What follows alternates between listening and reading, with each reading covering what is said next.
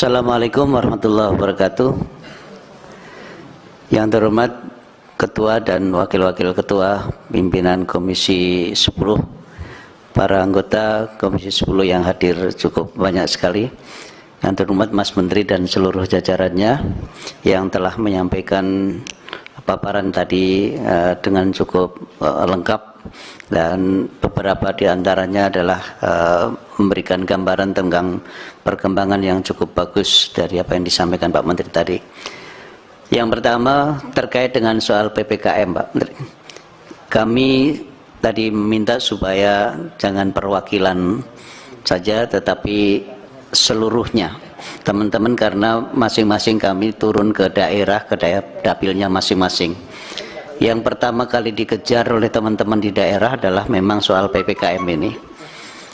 Nah, PPKM ini pada ujungnya ternyata yang kedua ini membuat kegelisahan luar biasa bagi para guru-guru swasta yang diterima sekalipun, kemudian di P3K, kemudian yayasan, kemudian juga teman-teman honorer yang di pendidikan di sekolah negeri. Itu semuanya menyampaikan kegelisahannya. Yang pertama, teman-teman dari honorer yang diterima itu tidak sepenuhnya senang, Pak Menteri. Dia senang separuh, ya bisa diterima dan alhamdulillah masuk. Tapi ketika dia tahu bahwa dia harus lepas dari sekolahannya, dia juga tidak tega dengan yayasannya, dengan teman-temannya yang selama ini bersama-sama dengan mereka. Lalu kemudian juga dia nggak senang juga, punya perasaan nggak etis juga ketika ternyata dia diterima di tempat negeri yang di situ teman-teman honorer di negerinya dia kemungkinan akan tergeser. Jadi dengan demikian dia mungkin di satu sisi merasa senang, di sisi yang lain sebagai guru yang punya etika itu merasa tidak senang dengan itu. Oleh karena itu seluruhnya Pak Menteri, kebetulan kami ketemu dengan semua aliansi penyelenggara pendidikan, kami ketemu dengan teman-teman honorer MKKS negeri maupun swasta. Mereka menyampaikan kesimpulan yaitu yang disampaikan oleh pimpinan Kemak tadi, bahwa mereka supaya dikembalikan di sekolahannya masing-masing, tetap mengajar di tempatnya sekolahannya masing-masing. Meskipun tadi Pak Menteri mengatakan bahwa Undang-Undang ASN mengunci bahwa mereka harus kerja di lingkungan sekolah negeri.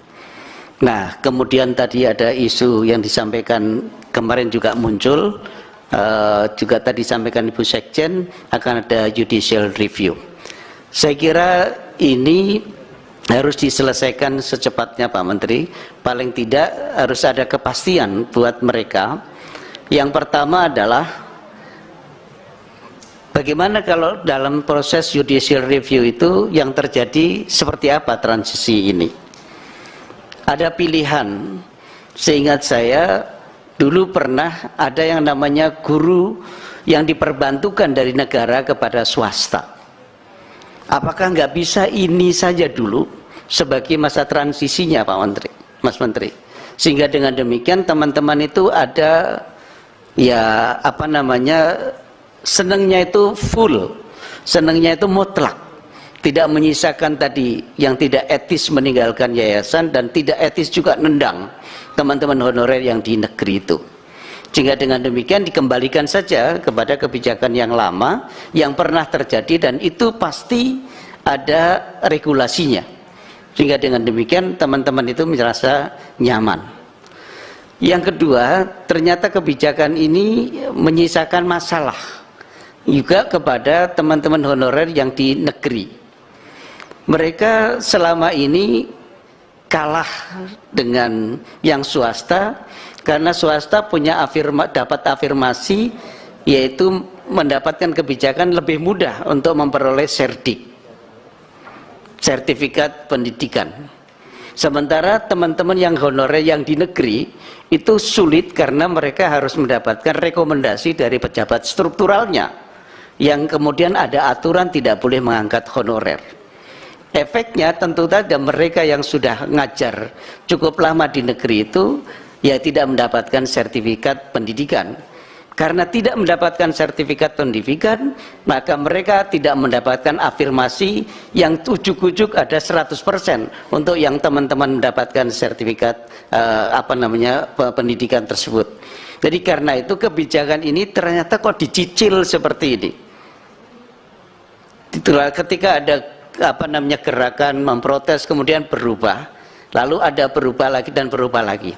Nah, tapi yang paling ujung yang sekarang ini, yang belum terakhir tapi masih ada yang ketiga nanti, itu ternyata menyisakan masalah yang luar biasa, sehingga kemarin aliansi penyelenggara pendidikan berbasis masyarakat datang ke sini bareng-bareng, plus juga dari PGRI dan lain sebagainya.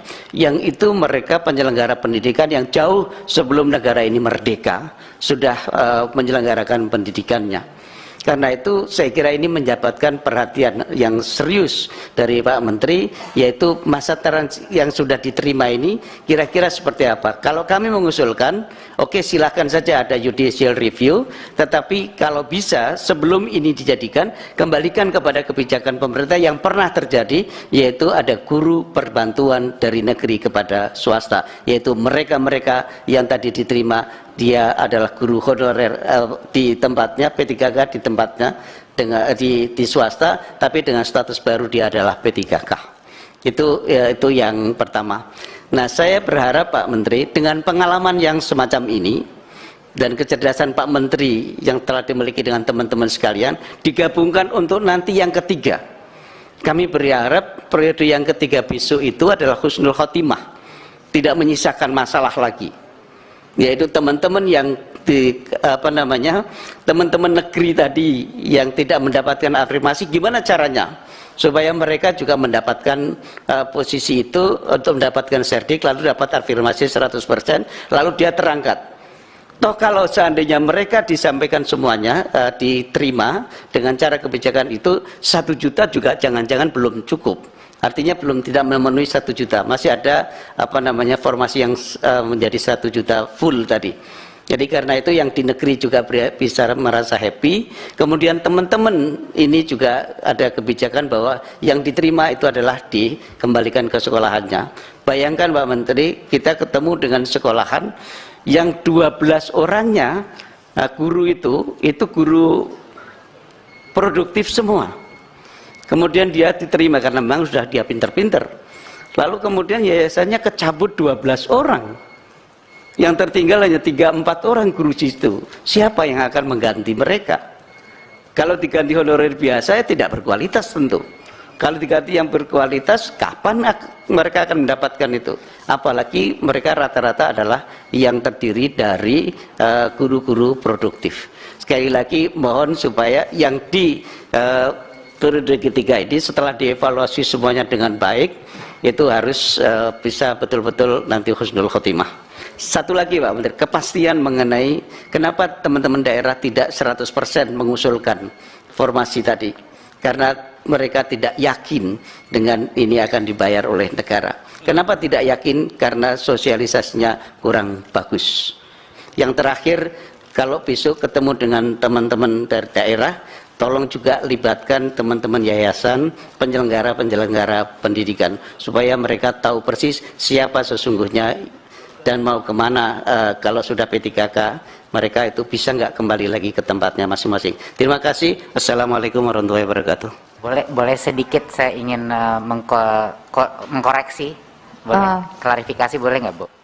Kenapa? Biar apa ya Mas Mujib ya supaya lebih langsung daripada lupa. Silakan. Mohon maaf karena nanti mungkin ada ya komen yang sama ke depannya, jadi saya ingin koreksi beberapa hal.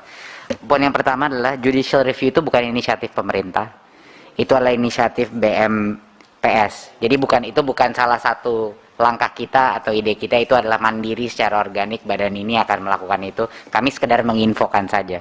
Tentunya itu tidak dalam pertimbangan kita bahwa itu pasti lama dan lain-lain. Makanya yang hanya kita bisa lakukan adalah mitigasi. Jadi mohon tadi beberapa kali di-mention judicial review, tapi mohon jangan sampai masyarakat mengira itu adalah inisiatif pemerintah. Itu bukan BMPS yang mengambil inisiatif itu. Dan yang kedua, klarifikasi, karena tadi ada beberapa yang bilang swasta dipaksa ke negeri. di dalam formulir aplikasinya. Jadinya guru swasta itu hanya masuk P3K kalau dia memang ingin kerja di dalam sekolah negeri.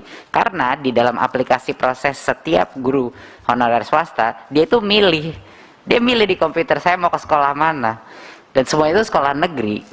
Jadi dia tahu dari awal mereka tidak akan masuk itu kalau dia tidak mengetahui bahwa dia harus pindah. Jadi semua sekolah swasta itu secara voluntary memilih lokasi. Jadi itu yang mungkin saya akan investigasi lagi kalau memang ada yang persepsi terpaksa. Tapi setiap guru ini secara voluntary mereka yang memilih sekolah formasi yang mereka inginkan. Guru swasta pun yang mengikuti ronde kemarin, ronde kedua. Jadinya itu mungkin sedikit klarifikasi bahwa tidak ada pihak yang memaksa ini. Ini adalah terserah dia, kalau ingin menjadi P3K artinya ya dia milih lokasi sekolah negeri.